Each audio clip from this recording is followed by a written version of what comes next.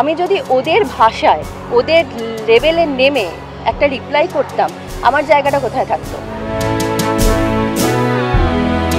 Body shaming এর মতো একটা বিষয় নিয়ে তাদের উক্তি, সেই উক্তি যখন সোশ্যাল মিডিয়াতে এসে পৌঁছয় সেখানে কিন্তু দেখা যায় যে মানুষ তাদের সেখানেই জবাব দিতে শুরু করেছে। যে এই দুটো লোক দিনের পর দিন মেয়েদের হ্যাটা করছে, ছোট করছে, যা খুশি তাই বলে দিচ্ছে, কেউ কি কিছু বলবে না? কেউ কিছু বলবে না, কেউ প্রোটেক্ট করবে না। কালকের দিনটা তোমাদের দুজনের কাছে খুব ক্রুশিয়াল একখানা দিন ছিল এবং মানে তোমার একটা বক্তব্যের ওপরে শাসক দলের দুজন মানুষের যা বক্তব্য সেটা নিয়ে প্রাথমিকভাবে তোমাদের কি প্রতিক্রিয়া? জানি না, তুমি বলবেন আমি শুরু করবো? না, প্রাথমিকভাবে আমাদের প্রতিক্রিয়া বলতে আমাদের এটাই মনে হয়েছিল যে মানুষ করে বিশেষ করে একজন মহিলা সম্পর্কে এরকম তারা মন্তব্য করতে পারে বা করে, এবং সেখানে আমরা দেখেছি যে সোশ্যাল মিডিয়াতে মানুষই তাদের জবাব দিয়েছে এবং তারা এটাই বলেছে যে তারা মানে যেখান থেকে বিলং করে বা এটাই হয়তো তাদের শিক্ষা বা রুচি, তারা এইভাবেই কথা বলে থাকে। এবং পরবর্তীকালে আমরা এটাও দেখলাম সেইটা নিয়ে যখন মানুষ তাদেরকে বলেছেন যে আপনারা এরকম কেন করেছেন বা এটা করা ঠিক হয়নি বা উচিত হয়নি সমস্ত কিছু, এবং সেটা যখন ট্রোলড হয়েছে, সেটা যখন গোটা সোশ্যাল মিডিয়াতে একটা মানে ভাইরাল হয়েছে, তখন রাত্রিবেলা দেখা গেল তার মধ্যে একজন আবার মানে তিনি আবার একটা মিডিয়া বাইট দিলেন, মানে মিডিয়া বাইট মানে তিনি একটা ভিডিও করলেন এবং ভিডিও লাইভ করলেন, লাইভ করে সেখানে তিনি অনেক মানে সেখানেও তিনি অনেক কিছু প্রথম একটা এক্সপ্লানেশন দেওয়ার মতো চেষ্টা করলেন, তারপরে বললেন আমি ঠাট্টা করেছি, মজা করেছি, রসিকতা হয়েছে, তো সেই সব করে, এবং লাস্টে আবার দেখলাম তিনি এটাও বললেন যে যদি এরকম আবার পরবর্তীকালে হয় আমরা এরকমভাবেই উত্তর দেব। তো এই মানুষদের অ্যাকচুয়ালি কী বলা যায়, কী মানে বলা উচিত সেটাই না আমরা ঠিক বুঝতে পারছি না, কারণ আমরা তো ঠিক এরকমভাবে বড় হইনি বা আমাদের মানসিকতাটা ঠিক এরকম নয়। আর দ্বিতীয়ত ওর মন্তব্য নিয়ে যেটা হয়েছে, আমি তো বলবো যে যারা ওকে প্রশ্ন করেছিলেন, যে চ্যানেল থেকে রিপোর্টার যিনি চ্যানেল প্রশ্ন করেছিলেন, তিনি এই মানে এই সময়ের যে একটা আন্দোলন চলছে সেইটাকে তারই প্রেক্ষাপটে শাসক দলের যারা তাদের কর্মকাণ্ড নিয়ে প্রশ্নটা করেছিলেন, তার উত্তরেই ও সেটা বলেছিল। এবং সেখানে ওর যে বক্তব্যটা ছিল যে হ্যাঁ তারা এমন কাজই করছেন যে এরপরে তারা যদি জনসমক্ষে এসে পড়েন তখন কি হবে কেউ জানে না। মানে তিনি যেরকম একটা মানুষের কাছে ভুল বার্তা দেওয়ার চেষ্টা করেছিলেন যে ও বলছে মারবো ধরবো, এরকম কোনো কথাই বলেনি। ফার্স্ট অফ অল উনি এটাই বলার চেষ্টা করেছেন যে জনরোষ যেভাবে তৈরি হচ্ছে, ও যদি তারা তো যখন মানুষের সামনে এসে পড়বে তখন মানুষ তাদেরকে কিভাবে দেখবে বা তাদের কি অবস্থা হবে, এবং সেটা কিন্তু অলরেডি তারা সেই আঁচটা পেয়েছেন। কারণ কালকে যখন আমি তো বলবো বডি শেমিংয়ের মতো একটা বিষয় নিয়ে তাদের উক্তি, সেই উক্তি যখন সোশ্যাল মিডিয়াতে এসে পৌঁছয় সেখানে কিন্তু দেখা যায় যে মানুষ তাদের সেখানেই জবাব দিতে শুরু করেছে। তো আমার মনে হয় এটার থেকে ওনাদের শিক্ষা নেওয়া উচিত যে সোশ্যাল মিডিয়াতেই যদি মানুষ এইভাবে রিয়াক্ট করতে শুরু করে তাহলে সত্যি মানুষের সামনে এসে পড়লে তখন কি হতে পারে।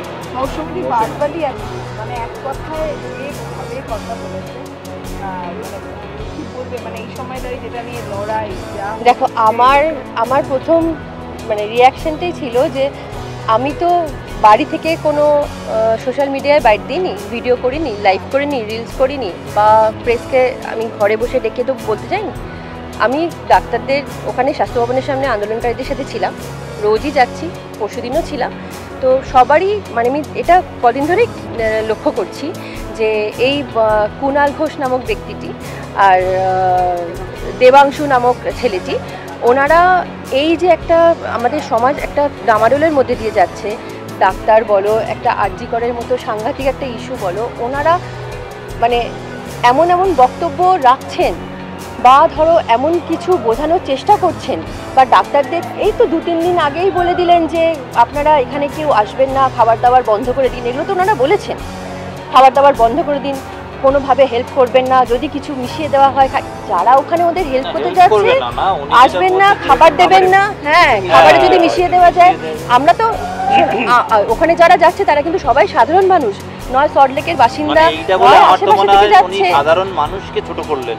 কারণ একটা Exactly. একটা একটা থ্রেটও হতে পারে। হ্যাঁ, এবং হ্যাঁ। একটা আন্দোলন যেখানে মানে সাধারণ মানুষ স্বতঃস্ফূর্তভাবে যোগ দিচ্ছেন, সেখানে তারা বাড়ি থেকে রান্না করে নিয়ে আসছেন, কেউ খাবার অর্ডার করে দিচ্ছেন, যে যেমন করে সেইখানে পারছে ওদের মানে পাশে তাদের, দাঁড়াচ্ছে, ওদের আন্দোলনে হ্যাঁ, থাকছে। আন্দোলনে থাকার চেষ্টা করছেন। সেখানে তাদের বক্তব্য যে যা খুশি দিয়ে আর দিলে, উনি সেটা প্রেস মিট করে পুরো বলছেন আপনারা বলছেন যে যাবেন না, আপনারা মানে যাবেন পুলিশদের না, এইটা নিয়ে পুলিশদের, অ্যাকশন হ্যাঁ, নেওয়া এখানে উচিত। কি হয়ে যেতে পারে? আর তার থেকে বড় কথা হচ্ছে যে ওইখানে যে রিপোর্টার বন্ধুরা সেদিনকে ছিলেন, সবার কিন্তু একটাই প্রশ্ন ছিল। আমি এটা শুধুমাত্র ওই মেয়েটিকে রিপ্লাই দিয়েছি তা নয়, 2-3টে বাইট দিয়েছি, সবাইকে কিন্তু আমি একই কথা বলেছি। কারণ ওনাদের এইটাই প্রশ্ন ছিল যে এই যে কুণাল ঘোষ আর দেবাংশু এরকম মন্তব্য করছে, এরকম ট্রোল করছে, আর এই নিয়ে আপনারা কি বলতে চান? তো আমার মনে হয়, আমি ওই যে বললাম কিন্তু বাড়ি থেকে ইন্টারভিউ দিইনি, আমি ওখানে 7,000 ডাক্তার ছিলেন, প্লাস লক্ষ লক্ষ মানুষ ওদের সামনে ছিলেন। আমি একটা পাবলিক জায়গায় স্বাস্থ্য ভবনের সামনে আমার বাইকটা রেখেছি। তো আমি যে কথাটা বলেছি খুব মানে খুব নর্মাল মানুষের এটা একটা কথা। আমি কিন্তু মানে ওনাদের রাজনীতির দিক দিয়ে ঠেস দিয়ে, বা ধরো পার্সোনাল ঠেক দিয়ে, বা ওনাদের বডি শেভিং নিয়ে, বা ওনাদের কাজ নিয়ে কিচ্ছু বলিনি। পার্সোনাল জায়গা থেকে কোনো কথা বলিনি। আমি একজন সাধারণ মানুষ, আন্দোলনের পাশে যোগদান করেছি, সেই পয়েন্ট অফ ভিউ দিয়ে আমি বলেছি যে কুণাল ঘোষ পাগল, আমার মাথাটা খারাপ হয়ে গেছে। একজন মহিলা এবং একজন মানুষ হিসেবে সর্বোপরি যে কথাটা বলা হয়েছে যে সিরিয়ালে কাজ নেই, বদন বিগড়ে গেছে, মানে হ্যাঁ, শোনো দেখো, আমি উনি যখন সকালবেলা আমি পোস্টটা দেখেছি, আমি ওনাদের পোস্টে কিন্তু কোনো রিপ্লাই করিনি। কারণ আমার প্রথমেই স্ট্রাইক করেছে যে আমি তো একটা শিক্ষিত মেয়ে, আমার একটা ফ্যামিলি ব্যাকগ্রাউন্ড আছে, আমার শ্বশুরবাড়ি একটা ফ্যামিলি ব্যাকগ্রাউন্ড আছে, আমার বরের একটা মান সম্মান আছে, আমার একটা সেলফ রেসপেক্ট আছে। আমি যদি ওদের ভাষায়, ওদের লেভেলে নেমে একটা রিপ্লাই করতাম, আমার জায়গাটা কোথায় থাকতো? আমি ওদের লেভেলে বা ওদের ক্লাসে নেমে কিন্তু আমি রাজনীতি কেন, আমি ওদের সাথে কথাও বলতে চাই না। আমি না কোনো রিপ্লাই দিইনি। আমি শুধু বলেছি যে এর উত্তর জনগণ দেবে, কারণ আপনি পাবলিকলি এটা করেছেন, তো পাবলিকলি আমাকে ইনসাল্ট করেছেন। এটা ইনসাল্ট করা একটা মেয়েকে। আমি যে প্রশ্নটা করেছি ওনাদের বা ওনার ব্যাপারে যে দুটো কথা বলেছি, উনি সোশ্যাল মিডিয়াতে কেন আমাকে ডেকে বলতে পারতেন যে আপনি কেন এই কথাগুলো বলেছেন, উত্তর দিন। আমি এক্স্যাক্টলি আমি ওনার মুখের উপর উত্তরটা দিতাম কেন আমি বলেছি। কিন্তু আপনি আমার পার্সোনাল জায়গায় এসে থ্রেট করবেন, পার্সোনাল জায়গায় নিয়ে আপনি খিল্লি করবেন, বলছেন যে আমি মজা করেছি, রসিকতা করেছি, সেটার উত্তর আপনাকে জনগণ দেবে। এই জন্য আমি বলেছিলাম যে এই যে মানুষকে উত্ত্যক্ত করছে আর ইনসাল্ট করছে, বিশেষ করে মেয়েদের, জনসমাজে যদি ফেলে দেওয়া হয়, ওনাদের কে রক্ষা করবে? মানুষ কিন্তু শুধু গায়ে হাত দিয়ে প্রতিবাদ করে না, বাজে কথা, এমন বাজে কথা বলতে শুরু করবে, এমন ওনাকে শিক্ষা দিতে শুরু করবে, উনি ওখানেই হাততালি করে যাবে। গায়ে হাত দেওয়াটা কিন্তু বড় কথা নয়। গায়ে হাত দেওয়াটা, আমি কিন্তু একবারও বলিনি যে জনগণ আপনার গায়ে হাত দেবে বা মারবে, বা আমি আপনাকে মারতে চাই, আমি আপনার গায়ে হাত দেবো, আমি কিন্তু এসব কিচ্ছু বলিনি। যে জনগণের মাঝখানে ছেলে, আমি তো জনগণের থেকেই ইন্টারভিউটা দিয়েছি, আমি তো লুকিয়ে লুকিয়ে ইন্টারভিউ দিইনি, বা আমি তো বাড়ি থেকে ইন্টারভিউ দিইনি। পরবর্তীকালে ওনার ইন্টারভিউটা দেখে যেটা মনে হলো, উনি যেটা বলছেন সেটা ভীষণভাবে একটা আরোপিত, মানে এটা মিথ্যে কথা বলা যে আমি বলেছি যে লোককে ওনাকে গায়ে হাত দেবো, একদম নয়, একদম নয়। তুমি তিলকে তাল করো, কিন্তু সেই মানে লেভেলে এসে তাল করো, তুমি নিচে নেমে গিয়ে তাল করো না। আর একটা মহিলাকে রেসপেক্ট দিতে শেখো, কারণ তোমাদের দলের আমাদের মুখ্যমন্ত্রী একজন মহিলা, এই শিক্ষাটা তোমরা পাও না।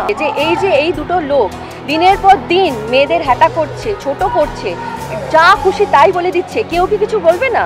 কেউ কিছু বলবে না, কেউ প্রোটেস্ট করবে না। এটা প্রোটেস্ট করে না, আমি শুধু মন্তব্য বলেছি। আমি যদি প্রোটেস্ট করতাম তাহলে তো ওনারা যে কী করতেন আমি জানি না। আর কালকে সারা দিন ওনারা আমাকে নিয়ে ব্যস্ত, এবং রাত্রিবেলা উনি প্রেস মিট করছেন। আমি অবাক হয়ে গেলাম, যেখানে মানে প্রেসদের দেখে একটা লাইভ করেছেন, লাইভটা নিজের মোবাইলে করেননি, আমার মনে হয় ওখানে প্রেসের লোকজন কিছু ছিল।